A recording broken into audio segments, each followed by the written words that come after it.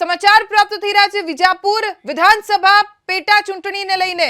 વિજાપુર વિધાનસભા પેટા ચૂંટણીમાં કોંગ્રેસ કાંઠા સમાજના ઉદ્યોગપતિને મેદાનમાં ઉતારશે।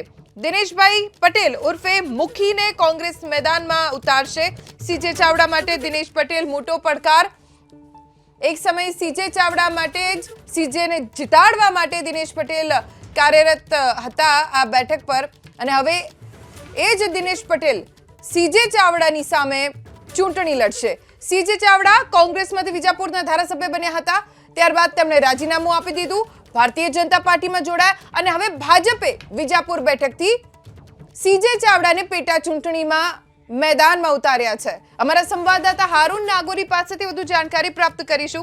हारून, मुखीना नामथी दिनेशभाई पटेल ओळखाय छे, शुं तेमनी प्रोफाइल अने लोको दिनेशभाई पटेलने केवी रीते ओळखे छे? विजापुर विधानसभाની પેટા ચૂંટણીમાં કોંગ્રેસ દ્વારા પાટીદાર કાર્ડનો ઉપયોગ થાય તેવું લાગી રહ્યું છે, કારણ કે દિનેશભાઈ પટેલને છે તે કાંઠા સમાજના અગ્રણી છે, ઉદ્યોગપતિ છે અને તેઓને કોંગ્રેસ મેદાને ઉતારે તેવા સંકેત મળે છે। કાંઠા સમાજથી આવે છે દિનેશભાઈ પટેલ।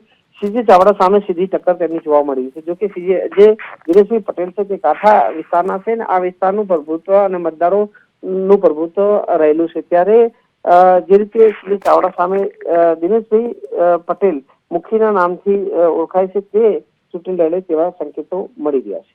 જી આભાર હાरून જાણકારી આપવા માટે। તો વિજાપુર વિધાનસભા પેટા ચૂંટણીને લઈને આ મોટા સમાચાર। ઉદ્યોગપતિ જે કાંઠા સમાજમાંથી આવે છે દિનેશભાઈ પટેલ ઉર્ફે મુખી ના નામથી ઓળખાય છે, તેને કોંગ્રેસ સીજે ચાવડાની સામે પેટા ચૂંટણીમાં ઉતારશે।